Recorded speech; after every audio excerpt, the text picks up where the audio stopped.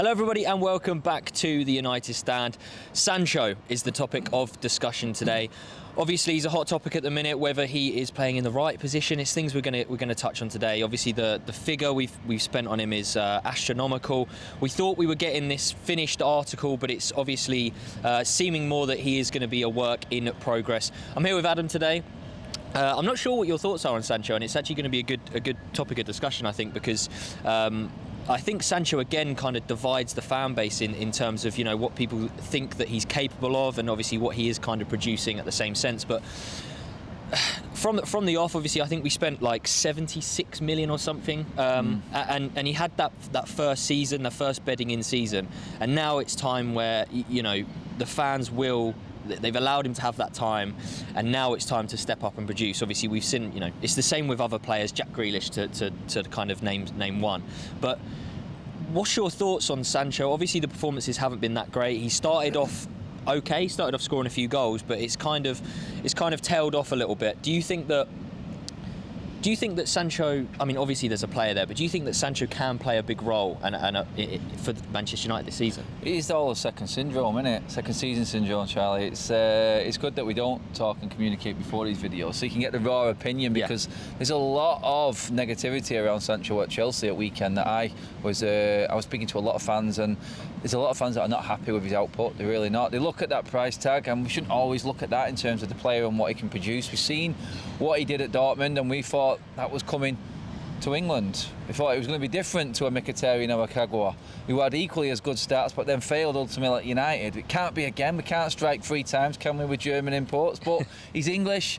He knows what it's all about. You thought it would have been a bit different, and he has got that quality, and I can still see a player in there. I think he will come good, but the vibe at the moment is, it's like, I think we said it the other day on the forum, and we said, how long can it last, this poor form? Because there's players there that are willing to take his place, and there's options now for Ten Hag. Sancho really has to sort of get back to that form around the first Sheriff game, the shin pad game. Let's call it the shin pad game. Yeah. That one. That was when he was sort of thinking, oh, hang on a minute, now we've seen Sancho 3 goals in this season, a great goal against Leicester as well. It looked like the link-up and it was going well for him. And obviously, towards the latter stages of the window, we brought Anthony in, and he lost that position on the right.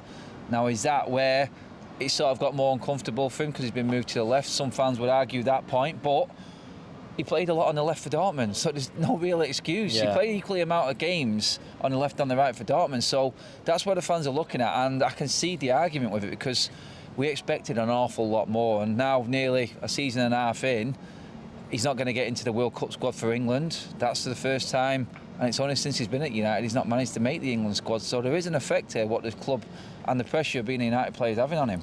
This is the thing, he set such high expectations, and I saw stats recently as to the kind of 4 seasons, I think it was, that he was at Dortmund, or he was kind of a mainstay for 4 seasons anyway, and the numbers that he was producing are insane. I think it's 10 plus goals and assists like each kind of season. It's ridiculous, and look, it's obviously when a player's doing that, it's easy to expect that's kind of what they're going to produce for us, and that's not.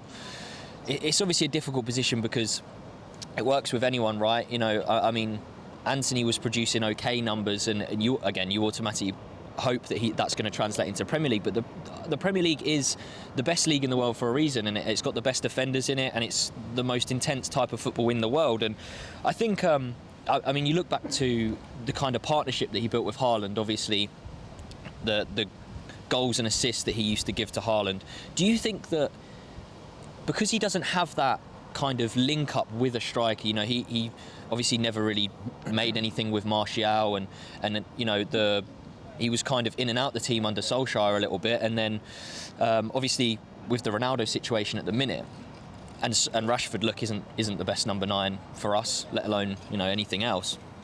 Do you think because he can't build that partnership with that number 9 that we don't really have at the current moment, it makes it a little bit more difficult for him, as much as it shouldn't, in my opinion? But do you think because he can't build that relationship, it is hindering his performances? Well, you said it there, then it's like his numbers all came alongside Haaland mainly. His stats, them assists and everything. You had a striker that was on the same wavelength. We haven't got a striker.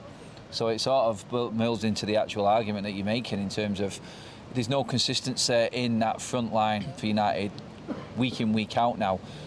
Pre-season, Sancho looked great. it was Sancho, Martial, Rashford, Sancho, Martial, constantly. And you could see him building up that rapport and that camaraderie. You could see the link-up play. Right now, we don't know if it's going to be Ronaldo, we don't know if it's going to be Rashford. Rashford, obviously, Sancho is used to being on the opposite side to him. So is that link up there? It's different. You have to read the game. Rashford's trying to adapt his game, and Sancho's trying to adapt to other people adapting their game. He's just not got there yet. He's not on that wavelength, and I do believe that the consistency of our front line and it not being set up with a player, a main striker, a target man that he knows where he's going to be. It's like instinctively, Haaland, the ball was just going into an area and he knew he'd be there. Haaland made half of them stats for Sancho, let's be fair, because he would create something out of a poor ball, even Haaland, and make a bad cross look good. That's the quality of striker. We haven't got that. And them stats can be manipulated a little bit through looking at it that way. But I do believe that with a consistent front three or four, whichever way you look at it, Sancho will be better. But the bigger argument is it's like you said, the Premier League. Jack Grealish went for 100 million and he's struggling at City in terms of his numbers and what he produced at Villa. He moved from a Premier League club as well. Exactly. So it shows you how hard it actually is. And if the manager isn't consistent, let's not forget, how many managers has Sancho had at United? 4. Yeah, there was actually a point where he actually had more managers than goals for Manchester United, I believe. You look at it that way, the inconsistency isn't helping him, and some players adapt to it a little bit better, but for that type of player and that system style player that he is struggling clearly with that, and I do believe that the club and everything that's happened with United isn't helping him either. Yeah, speaking of stats, I want to go through, obviously, in relation, his position is kind of compared to Rashford and Antony, basically. Obviously, Rashford has spent less time out on the wing. He's obviously been preferred as that number 9 with Martial out injured and Ronaldo kind of out of favour, I guess. Even if you just look at something as simple as XG, and Sancho's XG is 2.49. This is obviously kind of as recording during the season. Antony's is 4.76 and Rashford's is 5.27. So immediately there, it's. I know XG's a kind of a stat that divides opinion as well, to be fair. But I think even from that, you can see that Sancho isn't getting maybe, you can see from other stats here that, shots per 90 as well, Rashford 3.4 and Antony 3.13, and Sancho's not even averaging 1 shot a game. It's not even to say that he's not even necessarily getting in the right positions. I just don't think he's, and this comes back to that lacking confidence. Is he just not as confident as he once was at Dortmund or was at the start of the season? It's almost a little bit strange to me that there has been a significant drop off and he goes through such peaks and troughs, but very quickly. It's not like he has 4 or 5 good games and then maybe like 1 or 2 bad. It seems like 1 good, 1 bad, one. A little bit. Not to maybe go to this extreme, but a little bit like Fred, in the sense that, he doesn't have a disaster class like Fred does, but he has games where he looks bright. He comes on and looks direct, as if Ten Hag has given him sort of that kick up the backside to say, look, you need to do this, you need to do that. And then other times he gets the ball and he just. Happy to go backwards. There was that pass back to Malacia, which obviously I think Ammonia went and scored from, right? Yeah. Look, there's countless times, and can reel off some other, even defensive stats. So, and this is actually one. If you look at defensive duels won this season as a percentage, and Antony's is nearly 70%, Sancho's is 61, and Rashford's is 60. Now, obviously, that's going to be a little bit different because Rashford is playing as a 9 compared to a winger. But stats don't lie, and you can see from here that his XG and his attacking output just isn't comparable to Antony's and Rashford's at the minute, is it? Yeah, it's not. Stats don't lie, depending on how you want to look at them. They can be manipulated as well. It's like in the games that Sancho has played, have we had more possession of the ball? Therefore, he's not had to have tracked back as much. Anything like that can be looked at as well, but it's like when you bring up that stat there of like attempted shots on goal, he looks like an instinctive type of player. Yeah. And he hasn't had that option. Again, it goes back to like that consistent front line of knowing where a player is going to automatically be. He's working on it and you can see him trying, but I can't remember seeing him hit a shot apart from the Liverpool game when he scored a goal and obviously the Sheriff one. I can't remember him actually attempting a shot last time he actually had an attempt on goal. It's like he doesn't want to waste the ball, and that's a good trait to have. It is, but there's times when it has to be moved quicker, and I think that's where we've come unstuck in terms of, like a lot of people have said, the amount of goals that we're scoring is not many. Leicester who are in a relegation fight, have got more goals than us this season. Yeah. Roy Keane was making that point to Gary Neville the other day. But you look at it and you go, maybe that sort of killer instinct isn't there with him, that instinctiveness of like, maybe just to go for it, do something different. Yeah. I think he looks a bit scared of being the scapegoat to me. He looks a bit scared of giving that ball away or hitting that shot that's going to get the moans and the groans in the stadium. It's like, don't be afraid to miss, keep going, trust in yourself. I feel like he's lost a bit of trust in himself at the moment, and in terms of all the stats that it shows, actually it's like one time you can actually say stats back up the argument, because I'm seeing what you're saying. Yeah. When I'm at the games, I can see what you're saying in terms of he does look lazy, he doesn't look like he's tracking back as much, and like I said, it can be different if we're controlling a lot of games, and there's been a lot of Europa League games he's played where we've had nearly 7% of the ball, so he isn't doing much defending, so you can counteract that. But like the game against Chelsea, the game against Newcastle, that's when he came under criticism. Even Spurs, when we played well. Second half, he upped it a little bit, but I can see them stats just from what I'm watching. Yeah. The eye test never fails. You can see a player when he's down and it's not working on the pitch, and it all sort of works together. There's a player low in confidence. Yeah, and it is something that I alluded to at the start of this video, that I think what I'm included in this, but Manchester United fans need to remember that this still is a young kid, and he's definitely not the finished article, and it's something that's very easy, obviously, when you slap the price tag on him, that it's very easy to think, you know, this guy's going to come in, score 20 goals, get 15 assists and be the kind of talisman of the team, and it's unfortunately not kind of worked out for him like that so far. And I want to kind of turn this to Cody Gakpo and say, obviously someone that we have been kind of, you know, tipped to get in January, and obviously should have really gone and got in the summer. And this guy's been directly involved in more goals and assists than, you know, any other player in the top leagues in Europe, right? And look, if we do, I don't reckon we will, but if we do go out there and get Cody Gakpo in January, Sancho's got to be more worried than he is right now. That's another. Whether we buy him and bring him in as a winger or as a number 9. I mean, again, it's another player that can play both them positions. And with Sancho being out of form, and there's even fans, you know, which is not necessarily disrespectful, but, you know, it's worrying that they're wanting to see Elanga be used over Sancho when Sancho is 76 million. We brought him in to be this guy, and they're wanting to see Elanga because he's more direct, and maybe he is at the minute very, very much raw and is a one-trick pony in terms of pace.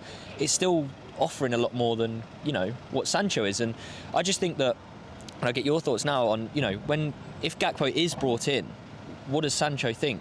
Like, there's some people are a little bit ludicrous in my opinion, saying that Sancho needs to be sold kind of, you know, next summer. Yeah. But I mean, I've heard loads of comments. Sancho in for Bruno in the middle, garbage, complete and utter garbage. It's not that type of player. He belongs on the wing. Gakpo is predominantly winger right now, but when you listen to a lot of experts, I remember listening to Marcel van der Kraan, the Dutch football expert, and he was saying he sees him as a Thierry Henry type. Comes in as that winger, but then converts to a striker. Whether that's where United are looking at doing it, because he has got great goal output. And if you're scoring goals from the wing, yeah, it can be a bit different. You have to adapt a little bit, like we're trying to see, like Rashford's trying to do now. But the word is from a lot of people, he is probably going to end up turning into a striker. So maybe that's where this goes. But in the immediate, you'd be worried for Sancho. You'd be like, oh God, there's competition on that side, there's competition on that side, it's good competition, and it's players who are all playing better than him right now.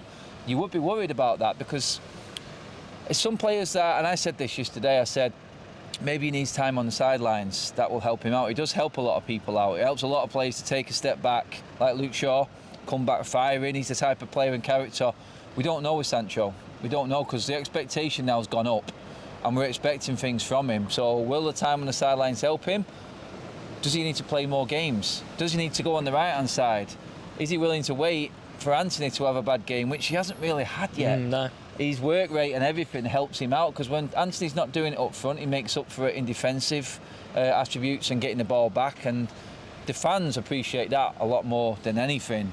It just feels like a lot of the fan base are turning on Sancho at the moment. He can't let that get on top of him. He can't afford to let that get on top, because as soon as he does, then you get that same effect of, there you go, there's that player again that failed, the big signing that failed at Manchester United, couldn't handle the expectation, which is this place here. And the fans, when they're on your side, you're the best player in the world, and you can feed off it. When they turn and they don't think you're putting the right amount in, it can destroy a career. And how many careers have we seen fail on this place, at this place, mate? That's where my worry for Sancho is. That's the thing as well, and the last topic I want to touch on is obviously where is his best position? Obviously, he started out on the right. And I mean, personally, for me, I mean, Ricky brings up the whole inverted wingers situation about how he doesn't like seeing it. He prefers, putting Anthony on the left-hand side so he can drive down to the byline and bring in crosses. And I guess that would mean Rashford or Sancho out on the right. But I mean, we saw last season when Rashford was actually playing out on the right, in comparison to when he plays on the left, like, it's night and day, right? Like, it's a completely different game. It's almost like he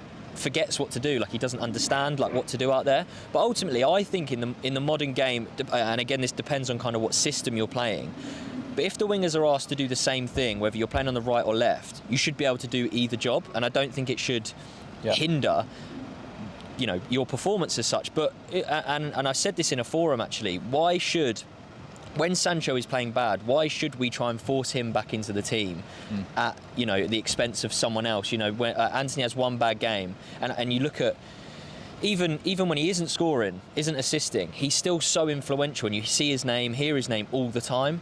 Whereas Sancho, when he isn't scoring or assisting, you just don't hear his name. You just don't. He's a very, that's the worry. Yeah, he's a very easy figure to forget and become a ghost, and it's not ideal. And I think it is time for, or it's maybe gone past the time for him to step up and almost, as you say, whether it's time for him to play through this confidence issue or and it's something that I brought up on the forum yesterday, but we can bring it up again now.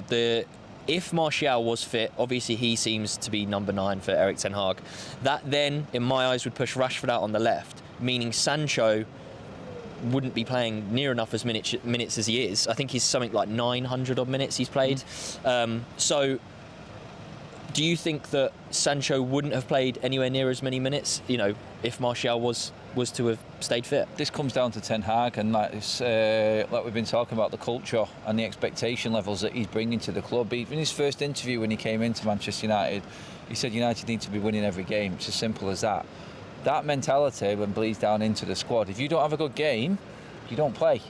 You're at United. This isn't what it used to be right now, and he's implementing that already, and you can see it working, because when a player comes in and has a good game, he stays in the team more often than not. We've seen it with Lindelof, we've seen it with Ronaldo, we've seen it with Rashford. Shaw as well. Shaw with Malacia. Obviously, when Martinez and Varane had their first good game, they stayed in. Maguire, even when he was fit, was dropped out. You have to play well. So Sancho has to look at it and go, where am I? I'm not at Dortmund, where it's a feeder club for the rest of Europe, and that's how their whole financial structure's run, which it is. That's how they make their money. They bring players in young, they promise them the release clause, and they will go on. But then you come to a club like Manchester United, this is an institution, this is a totally different kettle of fish. The expectation levels here are you win every single game, and when you're not playing well as a player, that's just going to come in and take your place. That's what Ten Hag has brought back into Manchester United. That's what Sancho has to get his head around. When he gets that chance, take it, but don't take your places for granted. When you get in, like under Ole, Carrick, Ranić, it seemed to be player power. Player power at this club has gone now under Ten Hag, and as soon as them players all get on board with it, the better we will be. But they're the standards that he has to look at, and that's where he needs to be if he wants to be a permanent fixture in the team. Yeah, I agree. Let me know your guys' thoughts in the comments section down below, whether it's time, I don't know, you think Sancho to spend some time on the bench, or even worse, maybe it's time for him to buck up his bags and get gone. Personally, I don't think so. But I know there's going to be some people out there, but leave a like, subscribe, and we'll see you in the next Topical Debate.